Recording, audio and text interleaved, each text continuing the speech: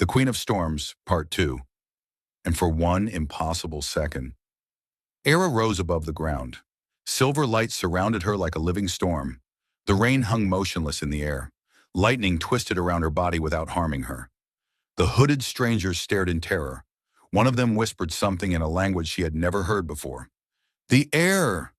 Another grabbed his arm. "We found her." Before Aira could understand what they meant, another bolt of lightning struck the road between them.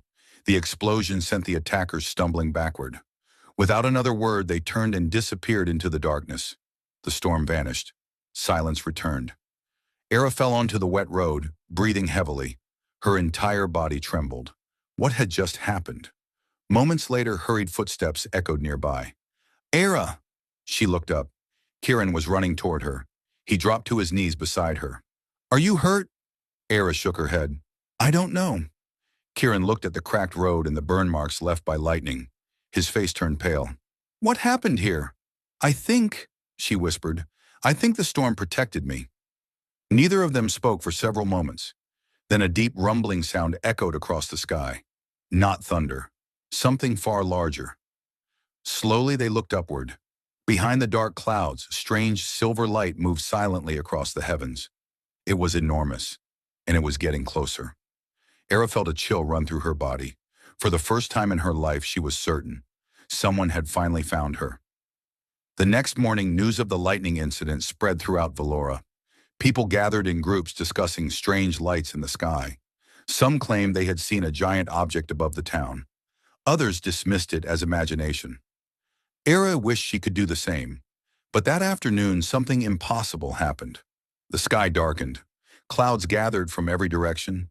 Birds fled. The wind stopped. Then above the town, a massive silver spacecraft emerged from the storm. People screamed. Cars stopped. Phones lost signal. The giant vessel slowly descended beyond the hills outside Valora. Aira stood frozen. Beside her, Kieran stared in disbelief. This can't be real. But it was. A few minutes later, the ship's doors opened.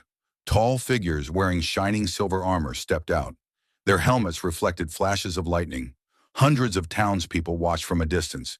Everyone expected an attack. Instead, the armored soldiers approached Aira. Then something unbelievable happened. Every single one of them knelt. The crowd fell silent. The leader removed his helmet. His face was human, but his eyes glowed faintly silver. He lowered his head respectfully. "We have searched 17 years for you." Aira's heart pounded. "What are you talking about?" The commander's voice was calm.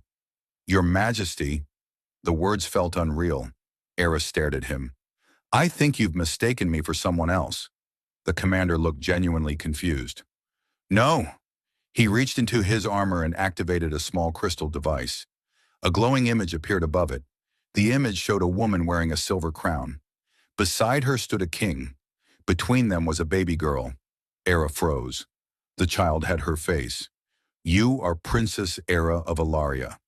The world seemed to stop. "You are the last heir of the Storm Throne." And suddenly, every strange thing in her life began to make terrifying sense.